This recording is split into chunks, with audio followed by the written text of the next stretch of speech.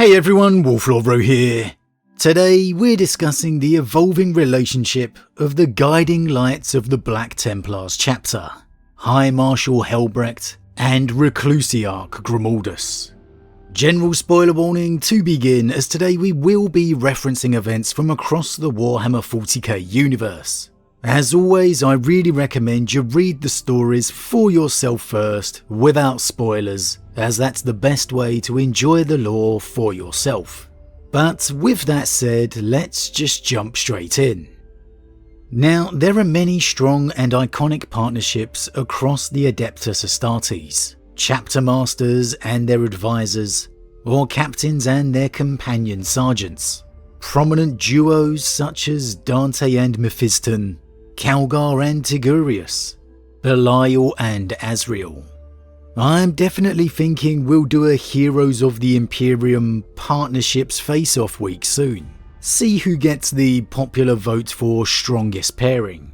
And for me, you'd be hard pressed to find a pair who personifies their chapter's spirit more than Helbrecht and Grimaldus, the icons of the Black Templars. Perhaps the strongest pairing out there. Their drive and resolve is unshakable. They are the embodiment of the Eternal Crusade. You couldn't envisage the Templars without them. And we've been blessed to see this pairing evolve over the years, from the very beginning. This relationship and bond of brotherhood that would guide its chapter. The first and undoubtedly the most famous sighting would be within the novel Hell's Reach, easily one of the most iconic 40k novels out there.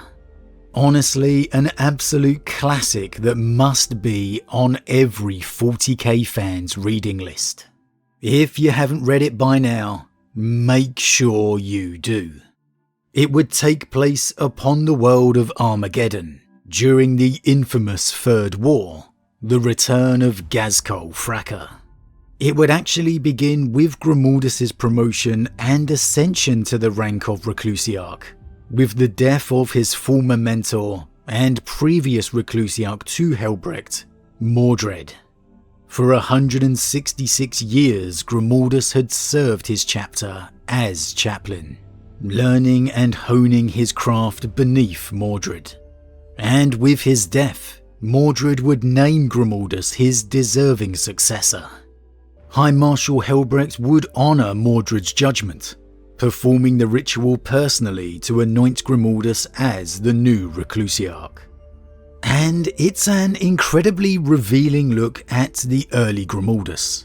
Here, despite being a well-weathered veteran of the chapter, again having served as a chaplain for over a century and a half, and having the prestigious record of being the youngest sword brother in chapter history as well, Grimaldus has a surprising amount of inner doubt in this moment, apprehension of assuming his mentor's role, feeling he is unworthy to inherit his mantle as Reclusiarch, to enter that inner circle of senior chapter command. And he is also completely and utterly convinced he is going to die upon Armageddon. He doesn't fear it in the slightest. It's not some cowardly notion, just simply an odd conviction he can't place, that this world will be his death. Yet despite this inner turmoil within the brand new Reclusiarch, High Marshal Helbrecht would actually show a strong confidence in him, placing him as commander of the Black Templar contingent to remain on Armageddon, garrisoning Hive Hell's Reach. Now, in the mind of a Templar, this isn't technically an honour, as the rest of the main force will be leading the Void battle in glory against Ghazghkull directly. And so it did actually feel like a bit of a slap in the face to Grimaldus, a undoubted dishonour. Grimaldus shook his head. "That is not our duty, my liege. Both Almeric and Rickard have a host of honours inscribed upon their armour. Each has led greater crusades alone. Neither will relish an exile to a filthy manufactorum hive, while 1,000 of their brothers wage a glorious war in the heavens. You would shame them. And yet, Helbrecht was implacable, his features set in stone. A commander must remain. Don't. The knight's blood ran cold. Don't do this. It is already done. No, he said, and meant it with every fibre of his being. No. This is not the time. The decision is made. Grimaldus, I know you, as I knew Mordred. You will not refuse this honour. No, Grimaldus said again, loud enough that other commanders began to stare. Helbrecht said nothing. Grimaldus stepped closer to him. I would burst the great enemy's black heart in my hand, and cast his blasphemous flagship to the surface of Armageddon wreathed in holy fire. Do not leave me here, Helbrecht. Do not deny me this glory. You will not refuse this honour, the High Marshal said, his voice as stony as his face. Absolutely not the best start for a relationship between Reclusiarch and High Marshal. You can literally feel the disgust, the shame falling onto Grimaldus's shoulders, and the unequivocal order of Helbrecht. You will not refuse this honour. Like it or not, you're doing this. Grimaldus is so appalled and irate, he storms from the room, despite Helbrecht's objections. And there's even a moment later when a communication comes from Helbrecht down from the Crusader, informing Grimaldus the void battle is lost, to prepare himself for the hell about to come. And Grimaldus silently curses Helbrecht within his head for this exile as he sees it, for the futile death to come, that he will never forgive it. So you could certainly see it as an insult from Helbrecht here, choosing to send Grimaldus away to Hive Hell's Reach, as his first command as Reclusiarch. But for me, again, I actually see it as a strong vote of confidence in his new Reclusiarch, that he knew that Grimaldus, of all his senior commanders, could shoulder that burden, that he of all the Templars could turn it to a righteous anger at the enemy. And that's exactly what he does. Perhaps in a way Helbrecht saw this as a testing of fire that Grimaldus had to go through to truly assume the role. That perhaps he somehow sensed or saw the doubt within him, the ghost of Mordred that had to be purged. And the next glimpse of Grimaldus and Helbrecht would come within the novella Blood and Fire, where after the successful defence of Hive Hell's Reach and Ghazghkull's departure from Armageddon, Grimaldus would receive a message from the Celestial Lions chapter, asking for his aid. A fellow Imperial Fist successor, who were on the verge of extinction, not due to the Orcs, but thanks to the persecution of the Inquisition. Now, Grimaldus, becoming aware of this, would go to his High Marshal to discuss the matter, stating his desire to contact their cousins and investigate the matter, to aid them if he can. And it's a clear revelation that regardless of his anger at Helbrecht's order from before, that there's still the utmost respect held for the High Marshal, that Grimaldus views him as the paragon that every Templar should strive to be, seeking his advice and opinion. And Helbrecht is fully prepared to go to war against the Inquisition if he has to, if they need to be purged. But it's a war they can't face right now, about to depart in pursuit of Ghazghkull. And it's this moment I feel in their relationship, and perhaps more Grimaldus personally, that really erases any grudge. In a mirror to Helbrecht's earlier order, Grimaldus now chooses to stay on Armageddon, to assist his cousin chapter, and not depart on the crusade with the rest of the Templar force, something he admittedly sees the irony in all too well. Then leave me behind. For the first time I could recall, surprise crossed my liege lord's scarred features. You, who was so reluctant to fight on this world, now plead to stay. The irony was not lost on me. I can leave on another ship, sire. The virtue of kings will remain with the remnants of Almeric's fighting company. If I survive, I will travel with them. I lose my Reclusiarch either way. Then promote another. The eternal crusade will continue without me, Helbrecht. And despite informing Grimaldus he would be on his own if he stayed, that the Templar fleet must leave and he has no men to spare, Helbrecht would ultimately delay his departure and deploy the Templars to save Grimaldus and the remnants of the Celestial Lions in battle, proving not only his loyalty to his cousin chapter, but more importantly to his Reclusiarch. No sooner had the shield imploded, spitting its static charges in all directions, than a powerful and priority channel vox rune chimed loud on my retinal display. I activated it, watching Ikene and the Orc Lord stagger around each other, wounded animals too proud to die. Brother, came the voice, lifting my heart. You are still there. For now, not for much longer.